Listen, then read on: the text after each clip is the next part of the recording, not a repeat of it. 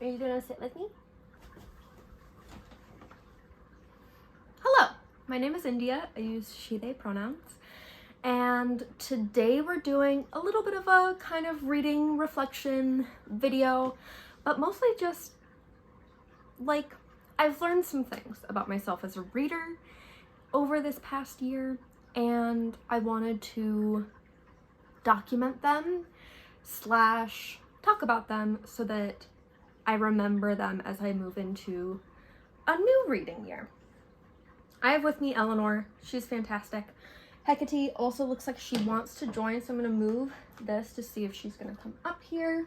I do have a tea with me. I'm drinking a masala chai, and then I mixed in a little bit of a black rose tea.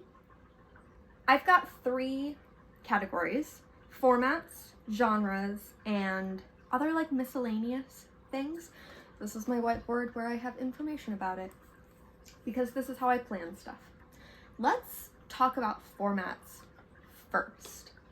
I primarily read things physically from books. That's my preferred method of reading. That's my preferred format. However, this year I branched out quite a bit into reading ebooks and kind of reading audiobooks.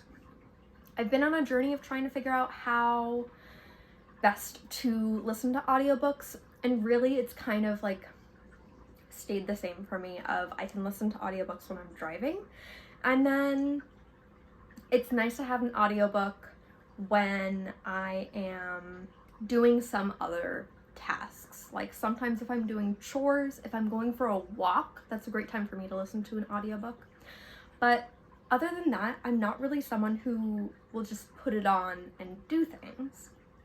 Part of that is because I do watch a lot of YouTube, and that's kind of the thing that I have on when I'm knitting or when I'm tidying up or when I'm just like relaxing.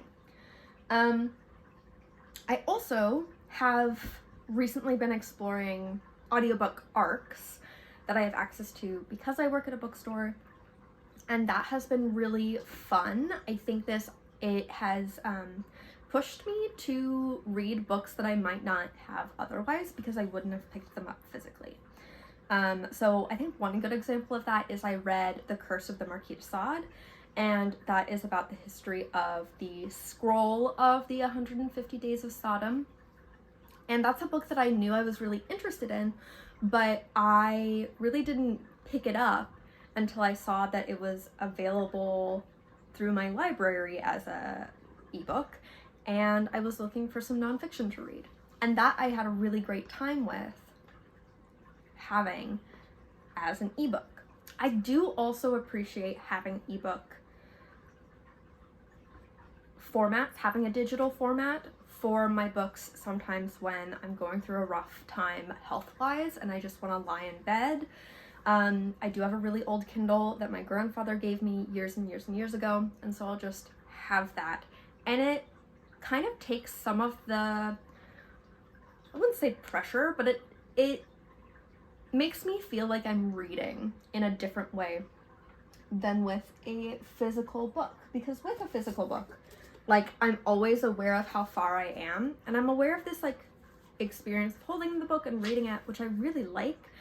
But with an ebook, it's nice to just be like, I'm gonna continue reading, and I'm not like, when I get to the end of a chapter or when I get to the end of a page, I have fewer instances where I'm like, oh, I can put this down now, because it doesn't, I don't know how to explain it. I've read, I think, all different kinds of genres as audiobook, as ebooks, so that's not something that I am noticing a like pattern with. Back to audiobooks. I've noticed that I really do enjoy reading nonfiction and memoir when it's read by the author, and that's something that I maybe want to try with fiction titles. I have been listening to some fiction. I listened to Hester by Laurie Anderson? No. I don't know. I listened to Hester, which is a historical fiction. I'm currently listening to Brainworms by Alison Rumfitt. Audiobooks are just not my favorite. but I do kind of want to have one going when I'm driving to and from work, and having it be a nonfiction title really works with my brain. Now that we have talked about formats, let's talk a little bit about genres. I kind of have two parts of this. One part is a list of genres that I've continued to explore and want to keep exploring and want to keep figuring out what types of books I like in those genres.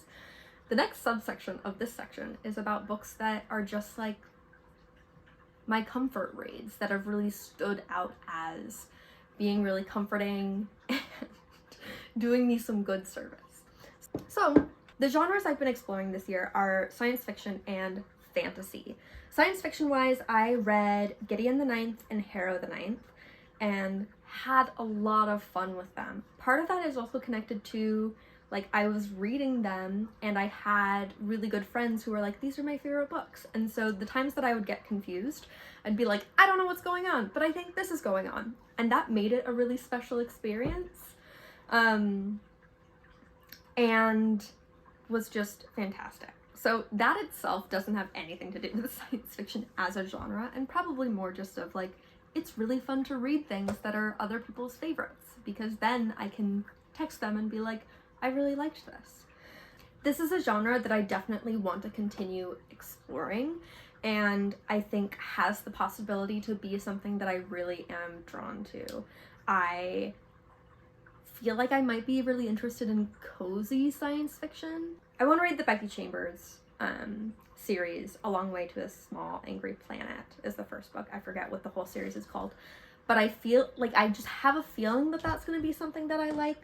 And I have a lot of other titles on my TBR, so I'm like looking at some of them right now. I've got The Dispossessed, I have Dune, the 5th season. I feel like there are pockets within it that I'm really going to like. The other genre is fantasy, which is definitely like connected to science fiction. I've been learning that I like something that's a little dark. I like something that is dark, but maybe in like this subtle way, but also maybe not. Maybe I just like darker fantasy. I also like fantasy that has this like historical setting. I really enjoyed Babel. I really love the setting. Dowry of Blood. I read Cloud Cuckoo Land, which has elements of science fiction to it as well. Ish. I feel like I'm just talking about historical fiction now, but I really do like that overlap. When I talk about dark fantasy, I read The Cruel Prince by Holly Black and had so much fun. That was just a really great book, and it got me at the right time, and I liked how dark it was. Like, I really appreciated how dark it was. So this could also be something that dark YA fantasy is where I'm gonna find a little bit of a sweet spot, because they'll be a little bit shorter, maybe not like as dark, but still tackling some like dark topics. How many times did I say dark? Anyway, sci-fi and fantasy I want to continue exploring. I'll always be like a lit fic person, a lit fic reader, a classics reader, but these are things that I think are like worth exploring, and a lot of the people that I follow on BookTube read in the sci-fi, fantasy, horror genres. Horror is kind of in there. I just want to explore it. I read I'm Thinking of Ending Things, and I was like, this is interesting, and like definitely got in my head, and I was like, I want more of this. I also read Mother Thing by Ainsley Hogarth and was very into that. I thought that was great. I'm down for some like unhinged women horror behavior. Don't really care for, or I don't think that I would really care for men in horror. I don't know. Reading Brainworms, I think that fits under horror a little bit. So the next subsection from genres are comfort genres. Classics are always going to be comforting to me, especially if I'm rereading them. I've reread 2 classics this year, Sense and Sensibility and Northanger Abbey. It was just good time. I think there's something about classics that helps me practice mindfulness in reading because of the language. And so yeah, I just like want to remind myself that whenever I'm feeling like everything is a lot, classics are a really good way for me to kind of come back to myself. And at the same time, I feel really excited about reading classics right now because I feel like I'm able to meet them with a more mature understanding of the world, I guess. I read a lot of classics when I was in middle school, and I wasn't able to pick up on a lot of the commentary and a lot of the depth of them. And now I feel like I'm able to get a little bit more out of them, and that's really exciting. So I really like a good classic. Yeah, and I just want to continue pushing myself to read more of them. I feel hesitant towards it because I feel like they're gonna take a long time, and sometimes they do, sometimes they don't.